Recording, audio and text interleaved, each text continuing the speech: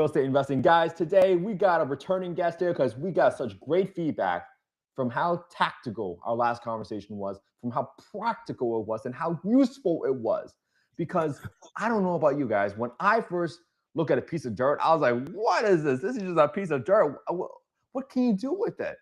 And today we're going to go into the minds of one of the best architects in California, talking about how does he look at a piece of dirt? How does he look at a piece of dirt and say, this is what I can do on it with it, or this is what new legislation is out there. This is how I can apply towards this piece of dirt and maximize the highest and best use while optimizing for the lifestyle and the community around it. That's what's so cool about today's conversation. I'm so pumped for this. I know some of you guys have reached out to me with questions to follow up with Matt. But first of all, Matt, welcome back to the podcast, man. How you doing today?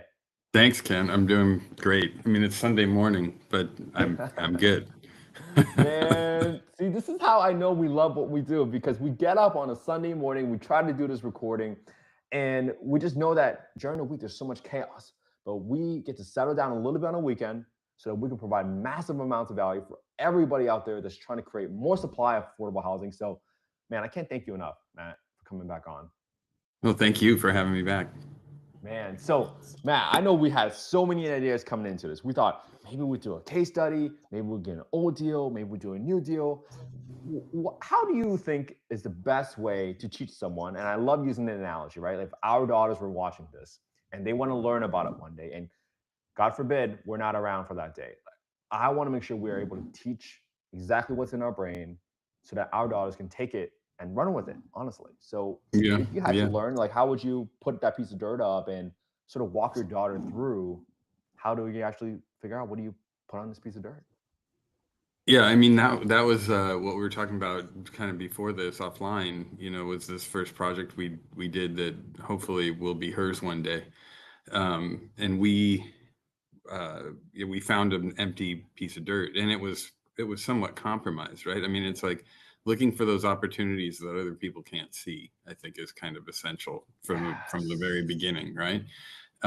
Even some of my clients right now that are doing SB 684, 1123, or now SB 79 just got passed on Friday. I don't know if you heard about that, but that's a big one for transit development.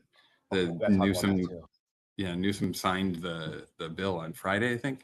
So a lot of people are talking about that, but in the future, maybe it won't be that. It'll be something else. So it's like, keeping an ear to the ground and knowing what's out there and what opportunities are out there before sort of everyone else figures it out, because the property owners are going to figure out they're sitting on a 10 unit yield.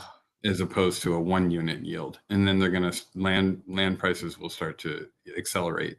So, but compromised properties like the one that we found, which was kind of a triangular shaped property, that was the opportunity there. Nobody wanted it. The price was low, and we knew we could design something for it. It was next to a freeway, stuff like that. So, well, let me pause you there, Matt, because I think you used the word compromise, and not a lot of people in that's not in the know what does that mean. Like, to you, what does compromise mean? I don't even know what I just said. The site was compromised because it was cut in half. It was a triangular, the freeway came through, and so it was a rectangular piece of property at one time, and then the freeway came through and basically sliced it at a diagonal for the easement for the roadway. And so what was left, and when I say compromised, I guess it was the triangular shaped property. So it was compromised from a rectangular shape to a wedge kind of shape, but it was also compromised by the proximity of the freeway itself. This is not always something that people want near them, but we knew that we could buffer it. There were a lot of trees, and we could use, we kind of built a sound wall for it.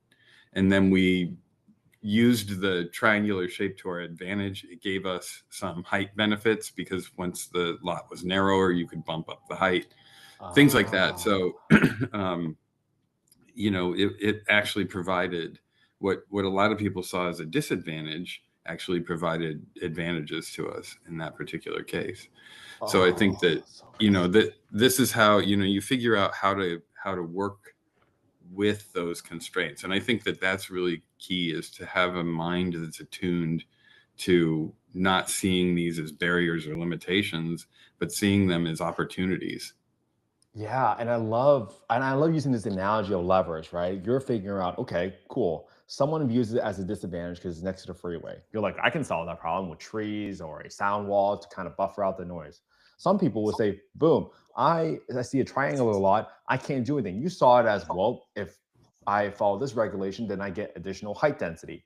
Yeah. That is how you think about real estate from like an entrepreneurial mindset, not just accepting as is, but figuring out what else can you do with this. And this is why you wanted the podcast for this case study, man, because like this is fire, dude. This is what's up, man. Oh, okay. So Matt, So let's talk about how do you walk. Let's.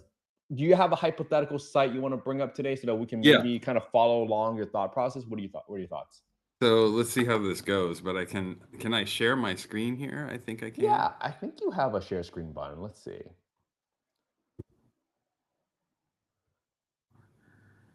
Let me know you're able to do it. Why am I not seeing it? It's right next to the leave button. I'm not sure you see that on the bottom. Oh, now I see it. Yeah, icons. someone There was you go. hiding it. Okay, so screen. Yeah, and then you can share either your screen or just a window, whatever. I think it's probably better to go entire screen because I've got a bunch of Go for stuff it. up here. Go for it. So I'll go share entire screen. Now Perfect. we're in echo mode. Okay, so the first thing I was going to share was, let's see here. Sorry. This one. Okay. So, assume that we just found a random piece of property. I just grabbed a completely arbitrary site here in Los Angeles. This is Zemus. I don't know if you're familiar with this tool or interface, but LA, for all the grief we give it, does have a pretty amazing tool called Zemus, and you can get all of the data for the project or for the property in one kind of long view right here on the left. And so in LA, that's a very useful thing to have. In other places, you don't kind of have this clearinghouse of information necessarily. So you might have to go and seek out certain aspects on individual sites. So, the first thing is if you find a site like this and you go into Zemus, usually what we do is we go to the assessor map. In Zemus, you can find it, right here, and you can click on the actual map itself, and you can download the map, and it will give you the dimensions of the site. So almost always we start with an assessor map to get dimensions and then calculate the area for the site. And then depending on what we're doing, this clearly has an existing home on it and maybe a garage or a secondary unit. But depending on what we're doing, we're checking for eligibility for a variety of things. So we're looking at SB 684, SB 1123. If you're in LA, they actually have an automated, I think under this zoning, planning and zoning section here, you go down and they have all these A, B, and SB eligibilities. And you can click on them and it will take you to their checklist, which is this. Oh, wow. As an example. So this has an SB 684 eligibility criteria checklist, and it goes down and it tells you all answers must be, and then it tells you what, some of it may not be analyzed yet, and you'll have to kind of do those pieces yourself, but it will give you a head start. If you don't have access to this, then what you need to do is go to, and I'm trying to pull it up here.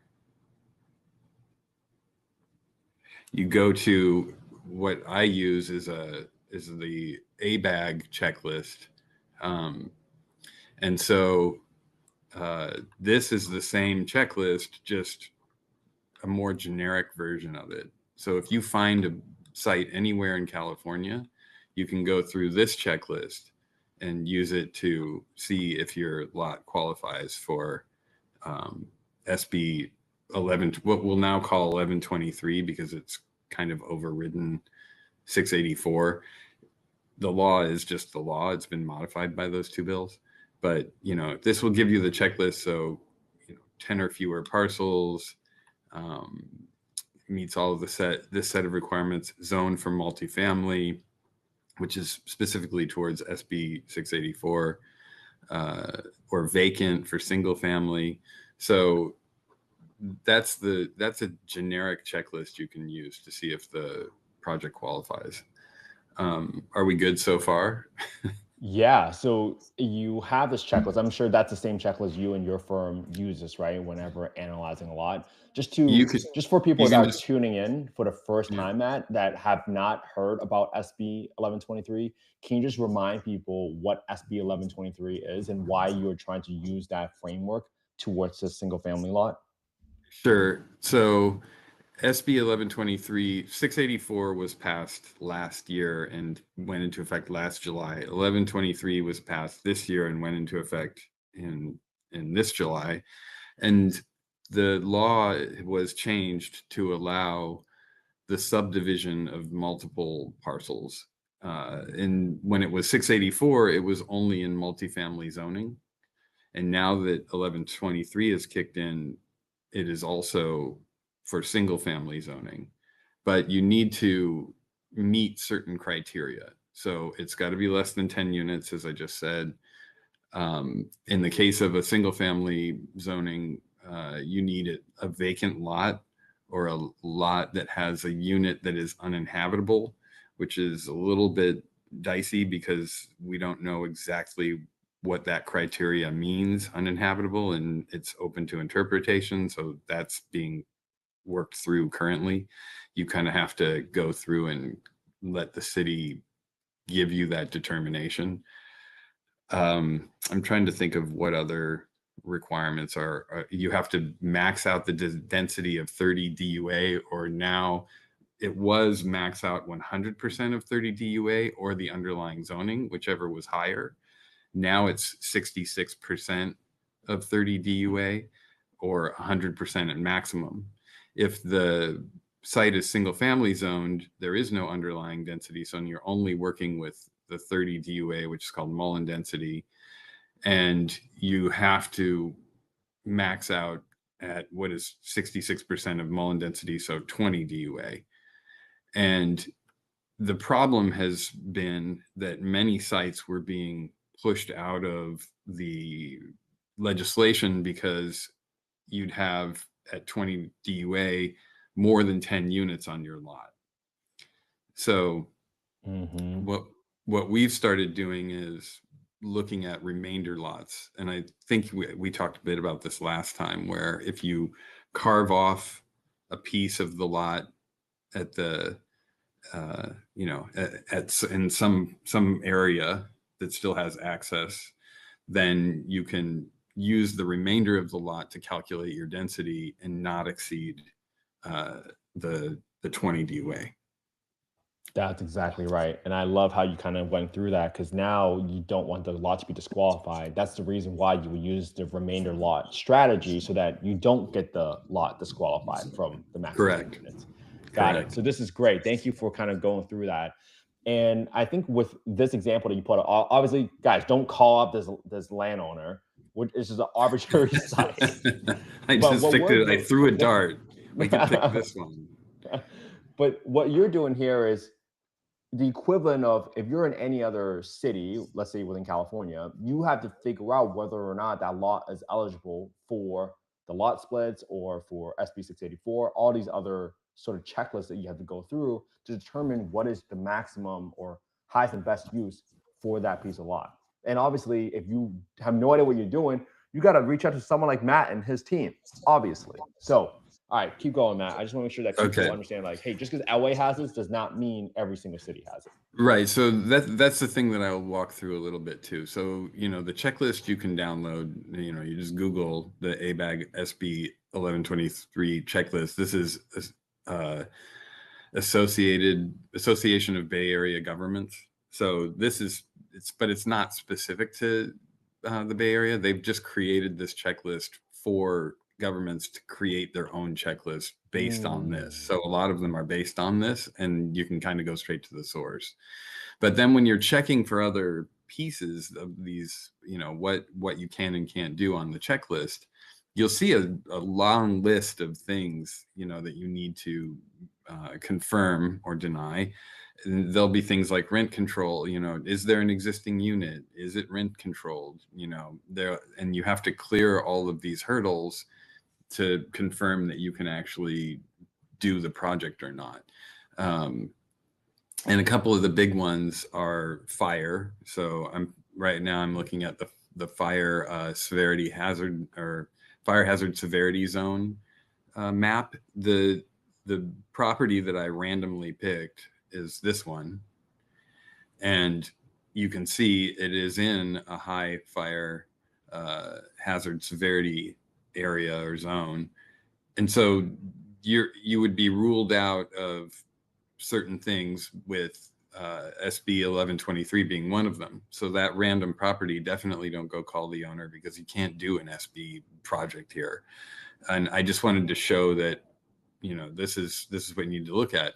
Now, if you do know some of the other opportunities, you can actually do a SB 9 project in this area. So SB 9 will allow you to subdivide up to 2 lots and do up to 4 units. In some cases, you might get more units out of that, depending on how the lot calcs out, whatever it might be. The other thing to note is that not every city does allow SB 9 in high fire hazard severity zones. So, for example, the Palisades now has been carved out specifically to not allow them, because it was made into a big political public thing. And so you can't do it in the Palisades anymore. You can do it in other neighborhoods, including Altadena. But some cities like Oakland will not allow it. They don't allow SB 9 in any high fire area. But 1123 is specifically ruled out as being allowed in these zones by the law itself. So you're almost going through like your own personal mental checklist where, okay, this city allows SB9 fire zones, but because this is a fire zone, SB 1123 would not apply. So you're still thinking like, okay, boom, fire zone. So that rules that one out. What about the city? Do they allow SB9 so I can do a lot split, maybe get to 4 units? So that's how you're going through that process in your brain. Did I miss anything? Yeah. How you thought about it? No, that's correct. That's correct. Or ADUs would be another alternate path. You know, you can add up to a certain number of ADUs within a structure. Outside of a structure, there are multiple pathways through ADUs. So we are doing a project in this neighborhood. It's not on that lot. And we're doing 3 ADUs and a 4th one in an existing multi-unit structure. So that was the route that owner chose to take, because there weren't a lot of other options available to them. So you said 3 ADUs, right? And some folks out there listening might think, well, how do you get 3 ADUs? Isn't an ADU just like a garage conversion? How do you get 3 ADUs onto a lot? So this is where it gets a bit more complicated, and I don't, you know, we probably don't have the time to jump into it, but there is a checklist in Los Angeles, and there are multiple pathways as to how you can get to each number of ADUs. And depending on which pathway you choose, if you have an existing multifamily development, I believe the density is much higher. Well, I know the density is much higher. It might even be only limited by what the site can contain. And so that made the most sense for us on this project. But there are multiple pathways, and LA has a checklist that you can use to kind of run down and say, okay, is my lot single family? Is it multifamily? If I follow the pathway for the state, how many units can I get? What are my height limits? What are my setbacks? All that kind of stuff is there's a flow chart, for lack of a better term. Wow, so much complexity in how you go through. Yeah, there Right. is. I mean, you really kind of have to know a few things to navigate it, because it can get difficult. And some of it, especially when you're in hillside, it's a hillside area, you know, there's all kinds of interpretations. I mean, Los Angeles has like 6 ways to measure height. depending on what kind of project you're doing off of a hillside property. So these are all things that you knowledge you gain from experience. Some developers have been doing it long enough, they understand it and they can do it on their own. And others, we're here to help. Got it. That's super interesting. So we talked about SB9, how that applies in certain. Selfishly, I live in Orange County, right, Matt? Do you know which cities in Orange County allow for sort of SB9 even when they're in sort of brush fire zones? Well, they should. I mean, no, I don't know individually. It's because there's so Mhm. many cities, right? You'd have to check with each individual city. But every city has to allow, all of this in some form of another. It's all state law, right? ADU law, SB9 lot splits, Mhm. SB 1123 and 684 lot splits, like all that state law, and they have to abide by it. But yeah, it's sort of like we're watching what they'll do or what ways they'll find to say no, right? I mean, it seems often that it's find a way to no, and different cities do that differently, and you kind of have to go in and Be a talk thought with partner. them. Yeah, Yeah, understand. I mean, yeah, and I think that understanding what their temperament is and what their needs are and what their desires are. I mean, you have to listen and then work with the design constraints that you're given, just like I was talking about earlier. But everybody does it a bit different, and so each city is unique. um Well, that makes a lot of sense. So I know we talked about zoning. We talked about looking at SB eligibility. If you're on LA County, looked at the fire maps. What's next in this step in your process? so so again, there are a lot of things in the checklist that one has to take into account. uh, but I'm kind of going through some of the bigger ones, and that tend to trip people up. The other one is flood zone. So you have to check to see if you're in. Let's see if I have. Here you go. I mean, this is again just a random site selected, and I think we're in Marina Del Rey here. Um, but you have to check to see if you're in what is here a 100-year floodplain, basically. And if you are, that eliminates the possibility of SB 1123 or 684.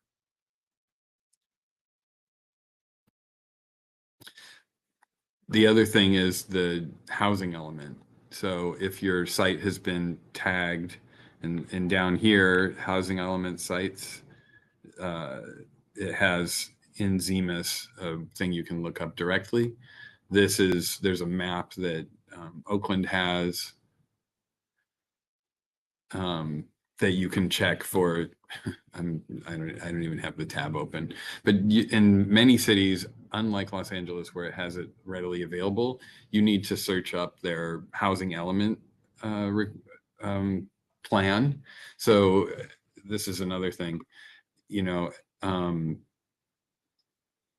and I don't know how much of this you're gonna grab, by the way, from the. I'm just sitting here like with my screen open, so Oh yeah, I'll grab most of it to be honest with you, because I okay. think people want that tactical value. Because I can't tell you how many times I just listen to certain podcasts. They're like, "Oh, put an ADU on it," but there's no substance behind it, and this is why we're doing this. Yeah, so but I don't have uh, the map open that will give you the Oakland housing element label. But the point of it is that you need to make sure you look it up, because And when you're looking at the housing element, what are you looking for? For how much units are allowed there? What what are you looking so for? if they've earmarked a site for the housing element, then you will end up with. Sorry, I'm just seeing if it comes up here. You'll end up with affordable requirements. So if they've earmarked a site for for housing element in their housing element plan, then it is required to be developed with affordable units. So deed restricted affordable.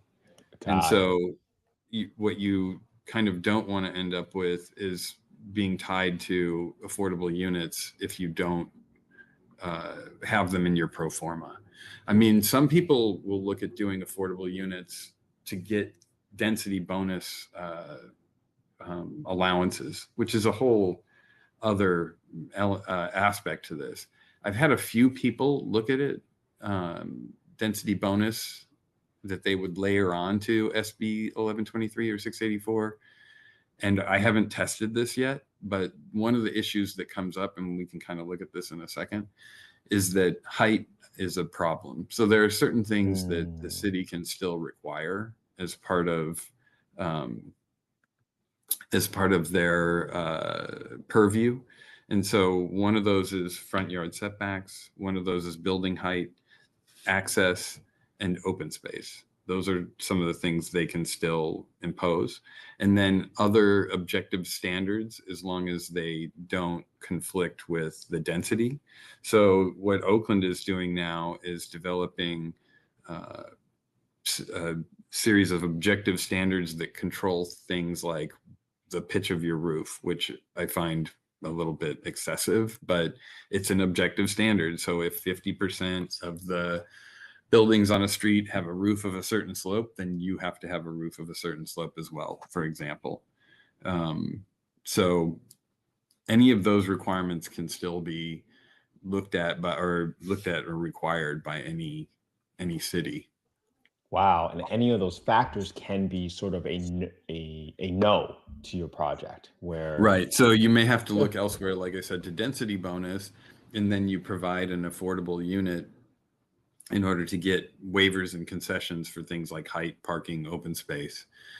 But it'll be interesting to see which cities are starting to require, because, and this gets a little bit more into the weeds, but the Sheets ruling that said you can't charge impact fees for affordable housing says that you can't do that. So now they're looking at potentially, I've heard many cities are thinking they're going to have an inclusionary requirement that you can't opt out of or pay an in lieu fee. I think that's problematic because it may kill deals and then housing won't get built. But it may be a requirement that you can then take, if you do provide those affordable units, you can then take advantage of the density bonus allowances and build more or build taller or build less open space or whatever other concessions and things they allow. And when you talked about affordable requirements, right? Just so everyone can be level set, obviously when we say affordable, it means that you are setting aside a certain number of units that's deed restricted for people making a certain percentage of the area median income. Now, are you referring to for sale properties or rental properties or both for the affordability requirements? I am referring to both. So Got it. any density that you build will have potential requirements around it. I mean, obviously, if it's a single family house, it's not going to have those same requirements. But it's interesting, in places like Oakland, they have had single family requirements that if you even build one single family house, you still have to pay the affordable housing impact fees. And in fact, that triangular shaped property deal that I was telling you about, we did have to pay impact fees for those 3 units. I think they were like $15,000 a unit. Whoa. And then that's intended to go into a fund. And then when someone builds affordable housing, they can apply for money from that fund to build that housing. But it comes with certain strings get attached to it. Oh, all right. So I just want to make sure people understood that the reason why some deals don't work anymore when you have an affordable requirement is because, well, you're doing a for sale property. Let's use very round numbers. Let's say you're selling every single unit at $1 million at the market price, but there's one unit that's affordable that you can probably only sell for, let's call it 600 grand or 400 grand. Then all of a sudden you lost 400 to 600 grand of margin in that deal, and now that deal is no longer buildable, right? Just using very, very rough numbers estimates. So I just want people to understand like why it doesn't work. I think it's more common. It's more common in rental properties where the deed restriction goes to any renter that takes that unit, and you would have to continue to restrict that unit at that affordable level. And as the affordability level changes, it might increase, but you're still tied to that affordability level. In the for sale project, I don't actually know how it works specifically if you sell the project at an affordable number. I've only seen work with heavy subsidies, Matt, where you're the builder's essentially selling those units at a loss. But then, for sale.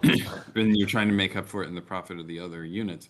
But I do believe that if the person that buys that unit then turns around and tries to sell it themselves, they can't turn a profit on that. They have to sell it at that same affordable level. Exactly. All right. I love how we kind of went through that. So, you got a little screen set up there. Let's go for it. So this is a property that I'm going to use to kind of give an example. So in this case, what happened is that, if you add these two, this is kind of jumping ahead to how we got to where we're going with the remainder lot.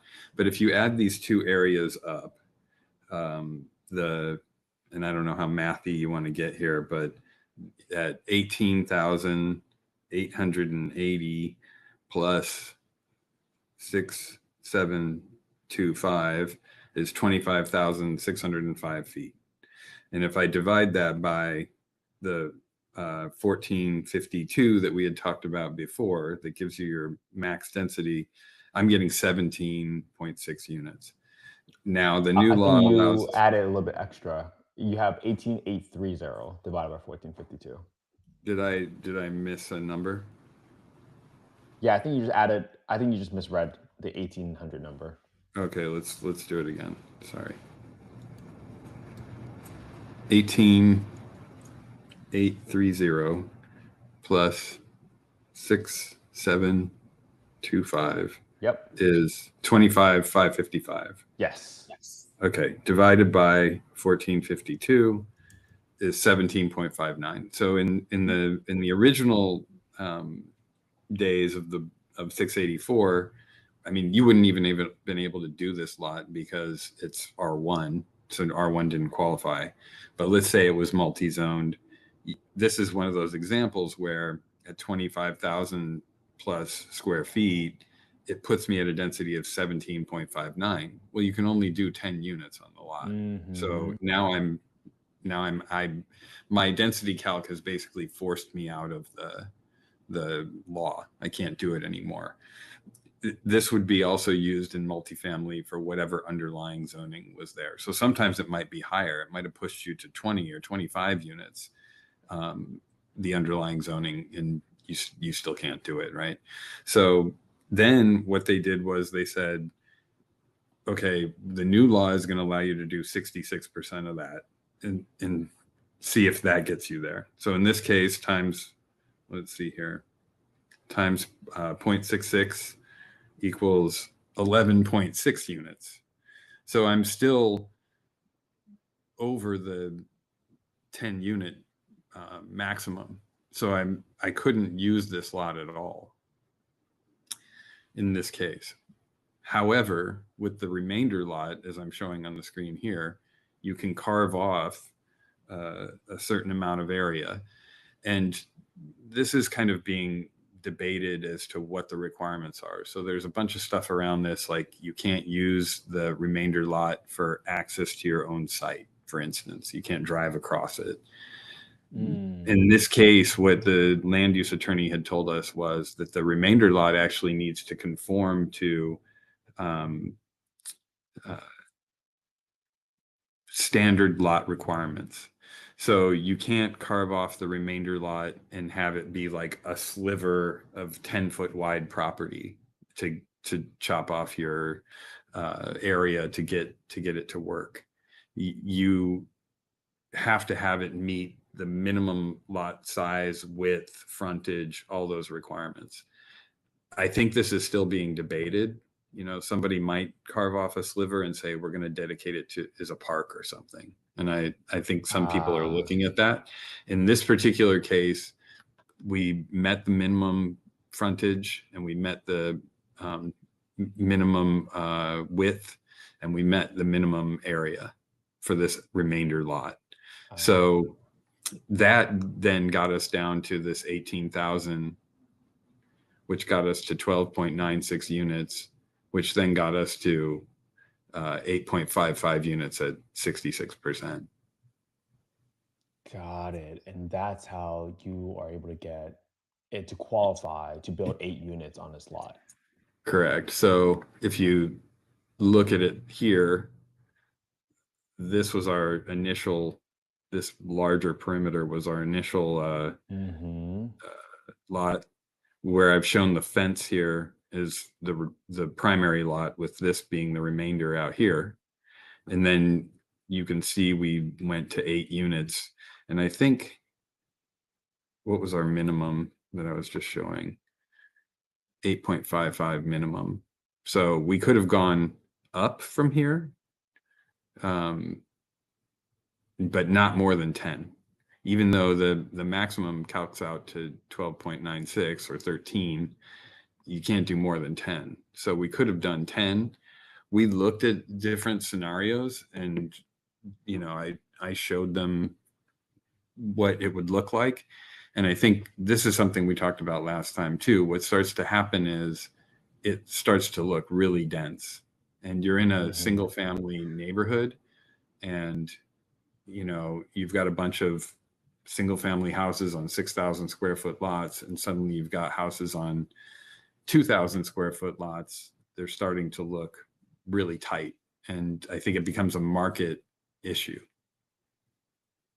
Got it. And that makes a lot of sense. So this is why you got 8 units, because you're getting up to 66%. And in your note there, you said, hey, maybe we're to do 9 units if that's the requirement, because they might be rounding up. But rounding down a scenario also makes it look way more symmetrical too for a neighborhood. Yeah. And so, then you're looking at, and you can see here roughly what it looks like in terms of density, and you can kind of see, there could be one house on this lot here somewhere. So this is the density you're looking at that surrounds this neighborhood. Got it. And you could put a 1 home on that remainder lot, or 2 homes, or 3 homes? No, you have to follow. So now this remainder lot follows the requirements of a standard lot. So you can't re-subdivide under SB 684 on the remainder lot, is my understanding. Got it. That makes a lot of sense. So all in all, you could get up to 9 units on what was previously that 1 lot. Right. Got it. Wow. So then, or you could have done 10 in one, so 11. So then, before I jump ahead here, if I hide this again.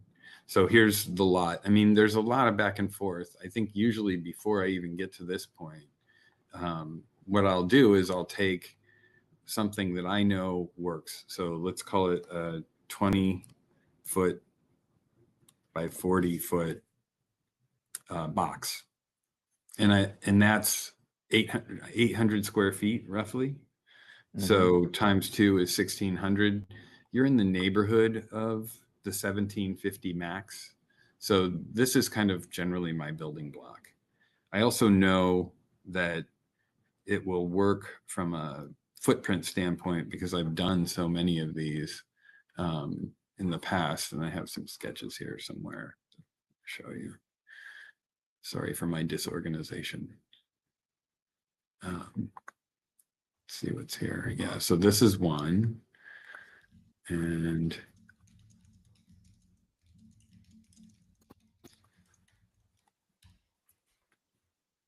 this is another one. So you can see this is 23 by 44. Okay, these are, I think, exactly 20 by 40. I don't have dimensions on them, and these are just my sketches from the initial look. Love it. this is a different project. This project is the one we're kind of looking at. We didn't actually end up with this floor plan. We ended up running a straight stair along one edge and kind of did something a little different, improved it. But the point is, in roughly 20 by 40, you can fit, a 2-car, 3-bed, 3.5 bath or 2.5 bath unit. They can reorient. So this is access along this long edge. This door could be flipped to that long edge too.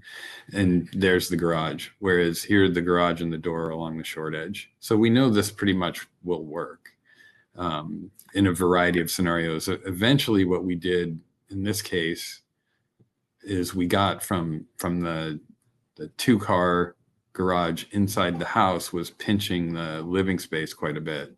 So we ended up from there going to,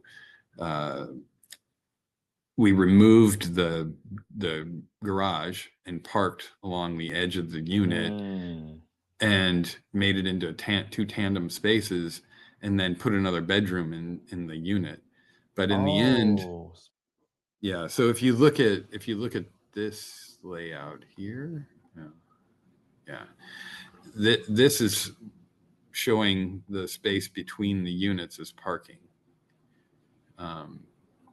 So you can see the tandem parking here. And the unit sits next to it.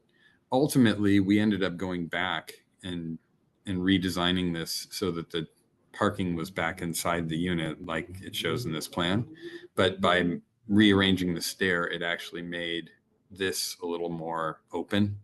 So we slipped the kitchen over into where the stair is now, ran a stair along this edge. I can show you that floor plan actually.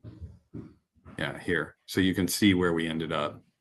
So it's showing a 1-car garage. It's showing a 1-car garage here. Got it. But really it's 2, and they can only require 1 is under the current law. But our expectation is that people will be able to park 2 cars here. But you can see how it's a truck or something like that. But you can see how yeah, exactly. You can see how the living space kind of lays out much better here. Oh yeah, much more open. But I mean, we went through iteration after iteration to kind of get, a half bath in, make the garage big enough to hold everything you need. There was a lot of kind of running around, but again, the point more is that the 20 by 40 we know will get you there. So that's our building block. Got it. Just for you understanding, 20 by 40 is a relatively desirable space that's the market will absorb, right? Yeah. And also that it will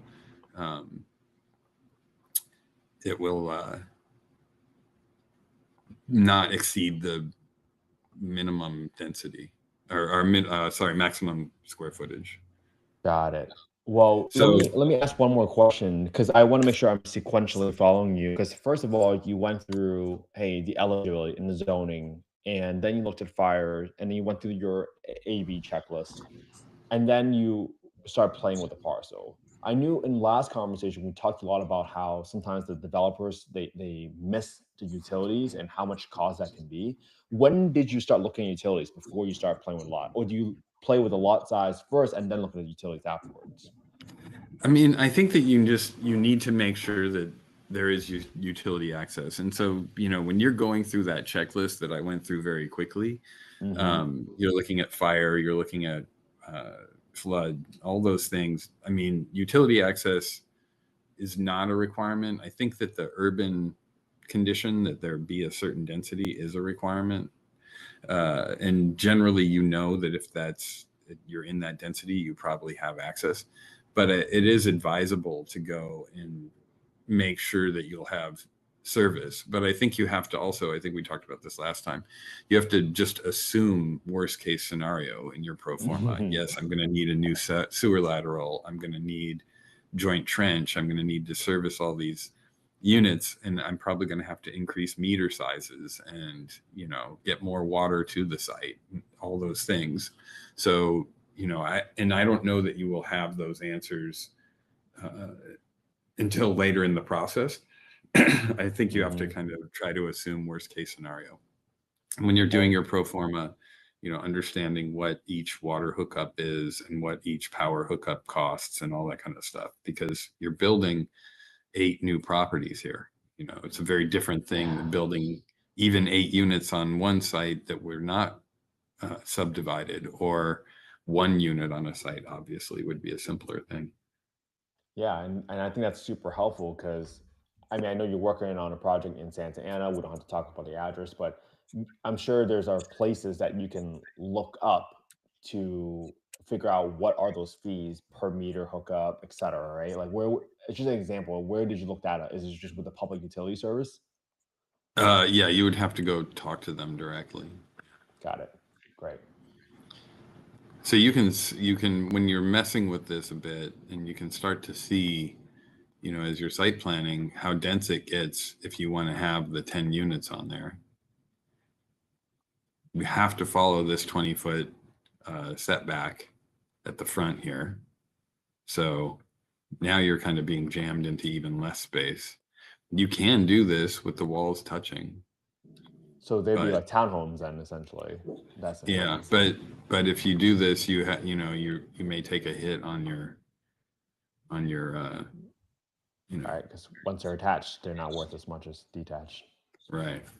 So, you know, we'll just mess around with this and see how many units we can get, you know, while thinking about drive aisle access. You know, we looked at, do we want to have access from over here?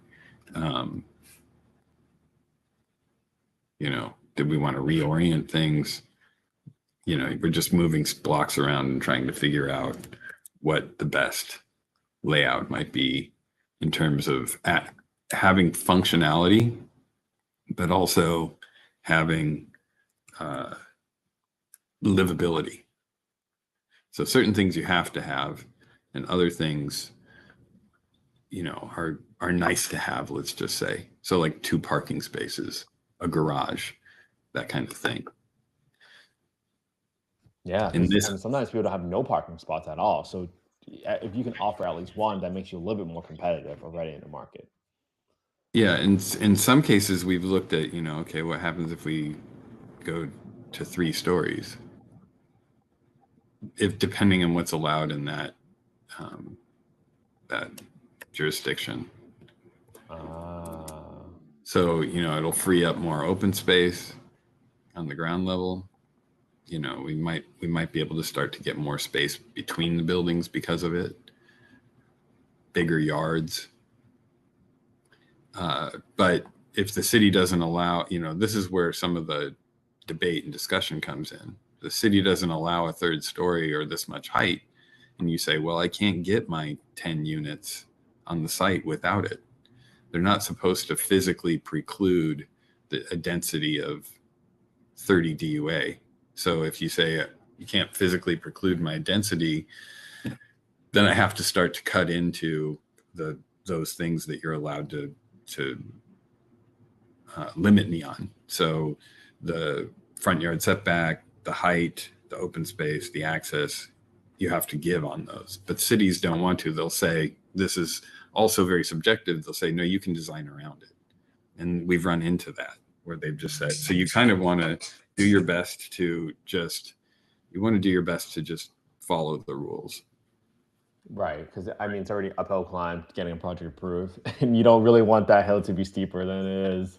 Right, because that, you know, you're walking into these places now, and they just look at you like deer in the headlights. They're like, what? You say, we're doing an SB 684 project, and we're putting 8 units on this lot where you used to allow 1, and they just look, you know, panic because they don't even know about it in most cases. The planners themselves. Right, because I mean, it was so much legislation being passed, it's almost impossible to keep up with every single update and learn how to apply that towards their own existing planning and zoning overlays, if you will. So, right. Well, let me ask you this, right? So now that you've gotten all these sort of you've kind of assessed the highest and best use of that lot. Now it's just kind of just going back and forth with the owner or the developer to see whether or not it pencils, right? Is that generally how the sequence of events work and how you work with developers? Yeah, I think that, you're, and that's a bit, what's the word? It's a bit, it's not hard science, right? Because you're saying, well, how much can we build a foot? You're going out, talk to contractors, and Yes. they're giving you some number which may or may not be real. Um, they want the job, and so you don't know if the number is real until you get actual bids, and nobody's bidding this at this point. There's not enough information. The structural hasn't even been done, none of that. So there's no framing, plumbing, all that stuff. They can't really give you a hard number. So they'll shoot from the hip and they'll give you a number. And then you have the exit and you say, okay, well, houses in this neighborhood are selling at X amount of dollars, but where's the data on the 10 unit on a single family lot sales comps? They don't exist. So you say, okay, my units are closer together and my lots are smaller than the average 1750 square foot house. So what am I going to take a hit on? How much of a hit am I going to take for that? They're new versus older housing. You're guessing in some ways. You're using logic and you're extrapolating, but there's no hard science. It's going to cost exactly this much and it's going to sell for exactly this much. They're not widgets. They're not, iPhones or whatever. Yeah, and it's almost like you are trying to go out there. You're trying to get as much information as possible, but there's no way you're going to get 100% of all the information you're going to need. It might be a balance of you doing the comps yourself. It might be a balance of you talking to brokerages out there that maybe they're seeing or they have experience selling these types of very dense type of units that were kind of split up from a single family lot beforehand. But you try to get as much information as possible, but it's not possible to get everything. So No, it's a calculated risk.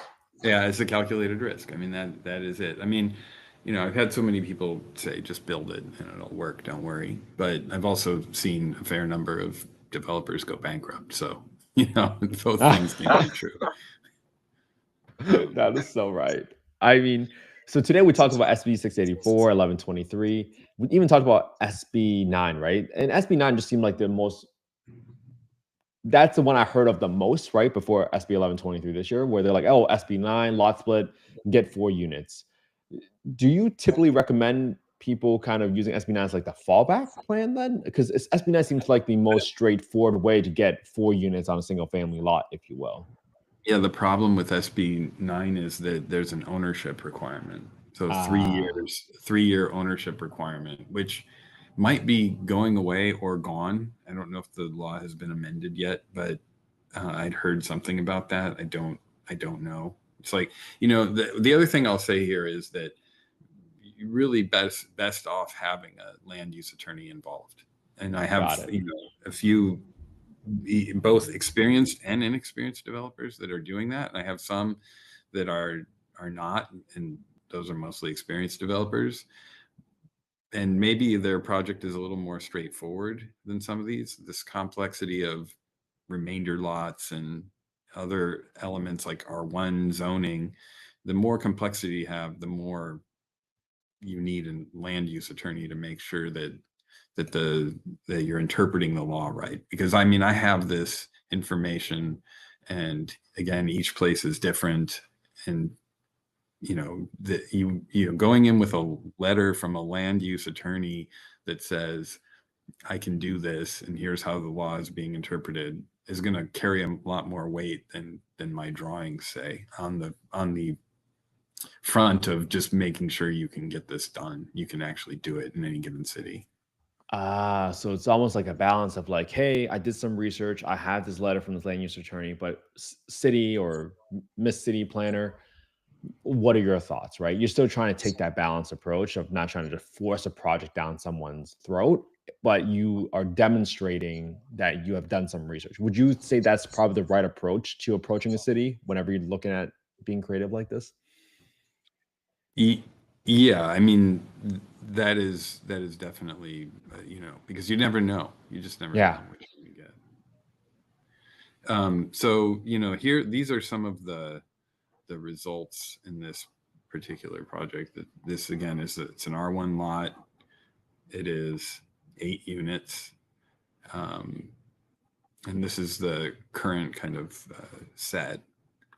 You can see the subdivision here from the civil engineer. You can see our site layouts and our floor plans, which we've talked about. And elevations is something we've been working on. Again, this is kind of like curb appeal, and this kind of thing will help those units sell, we hope. But if you, yeah, these are the renderings here. We're just kind of exploring different color palettes. Wow, that's nice. Well, that's a different project. That's actually 6 unit. That's another 6-unit project. But you got a roof deck patio. I love that. Yeah. So in that case, this lot, this is an AI rendering, so it's a little weird, but in this case, the lot is being maxed out. So there's no place for open space to get these 6 units on there. You know, whereas in the other case, we had yards, we had enough space, again, because we reduced the density and had this advantage of getting these small yards for each unit. So no roof decks are needed. Roof decks are expensive. They're a liability. Oh yeah. They leak. Yes. So So glad we're on the same page there. All right, Matt, I know we've had Southern California, there's a little less chance that they're going to leak. So.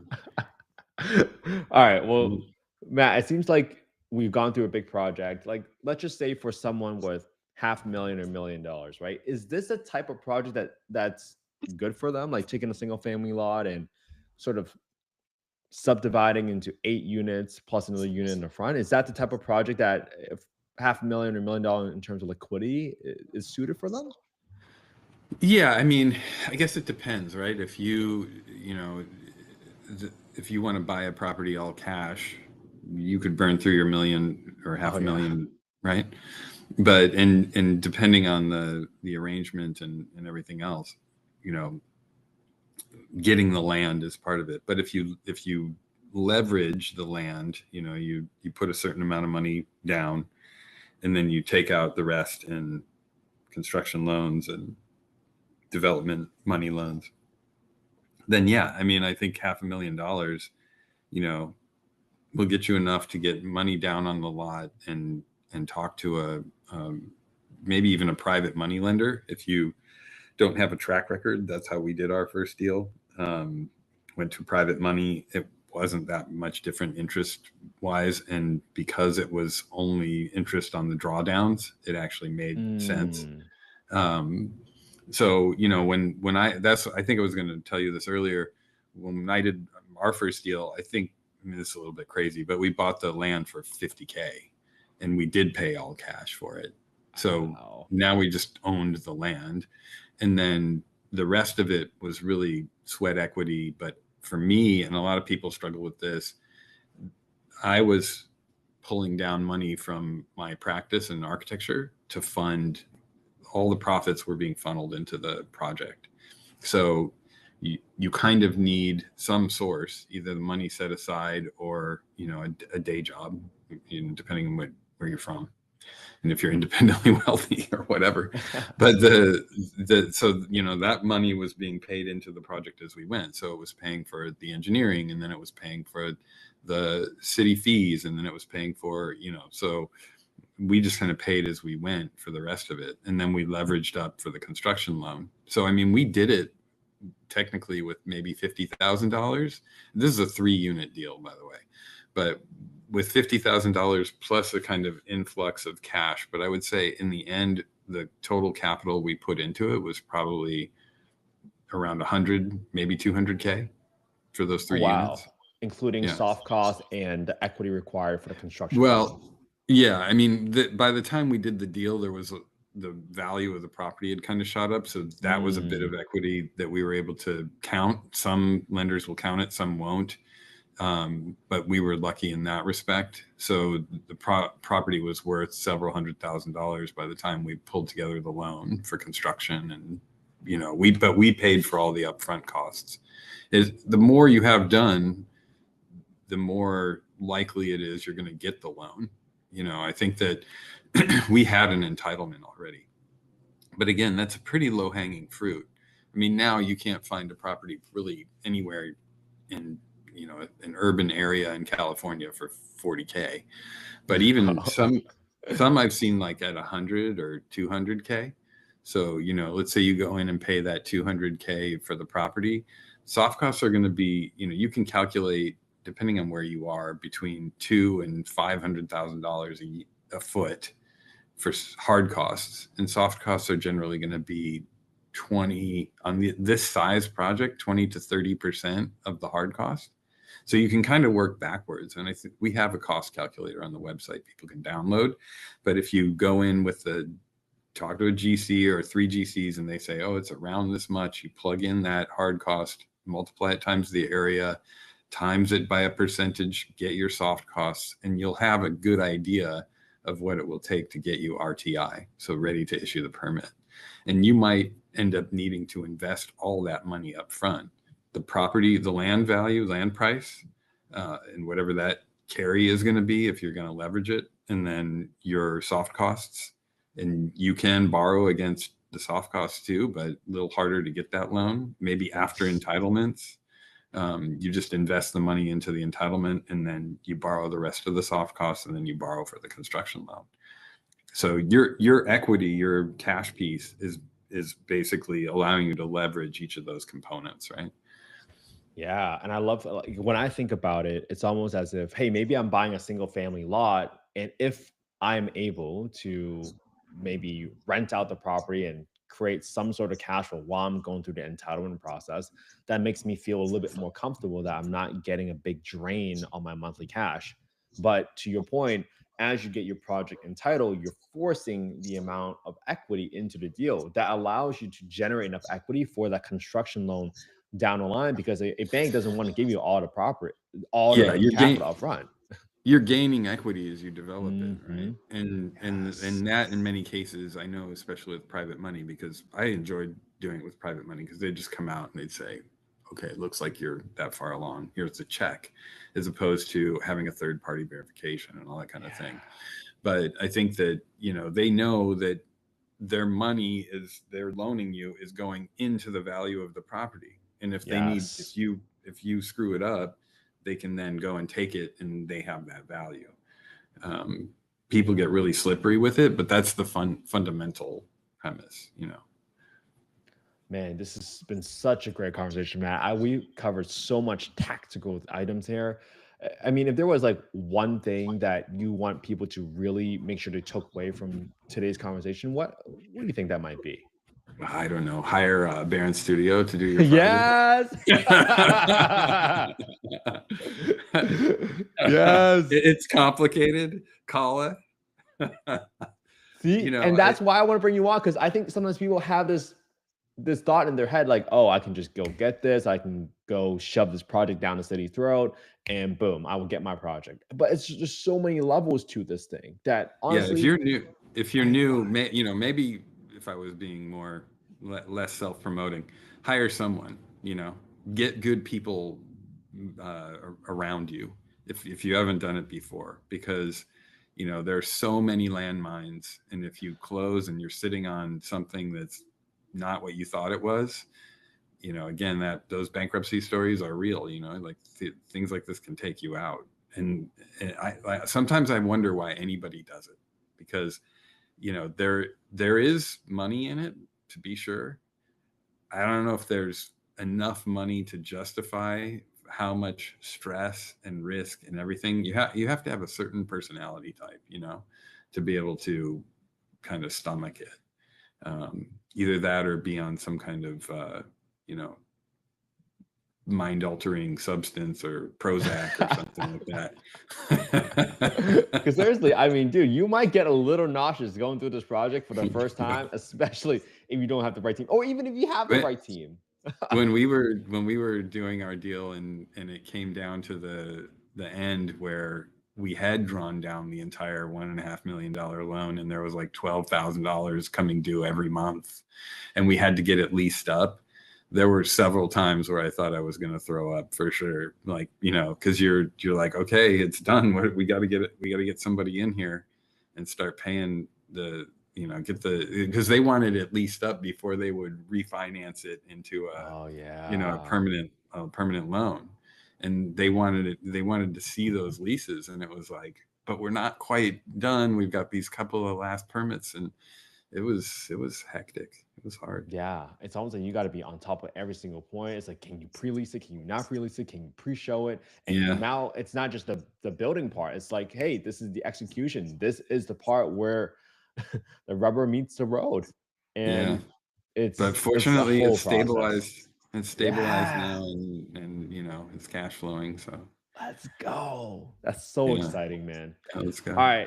Well, hey, for people that are listening to today's conversation, at the minimum, like, I'm not just promoting Matt, but I challenge you, if you're listening to this conversation and you're trying to do a similar project, listen to this entire conversation we did with Matt and think about, well, now that I have some semblance of what the sequencing might look like and the things that I need to look at, well, I can challenge somebody, right? At the worst case, you have one person that you can call right now today, Matt, and figure out whether or not this is a project you want to take on. But if you want to hire somebody else, like, go do that ask too. questions, challenge them, because this is the best way to figure out whether or not the person you're working with actually knows what they're talking about. Yeah, but somebody can call and I'll give thoughts for any project. Just talk through it, see what your goals are, and where you want to go with it, and see if it makes sense. This has been so fun, Matt. Hey, for people that want to reach out to you, where can they contact you, and where can they find more about your company?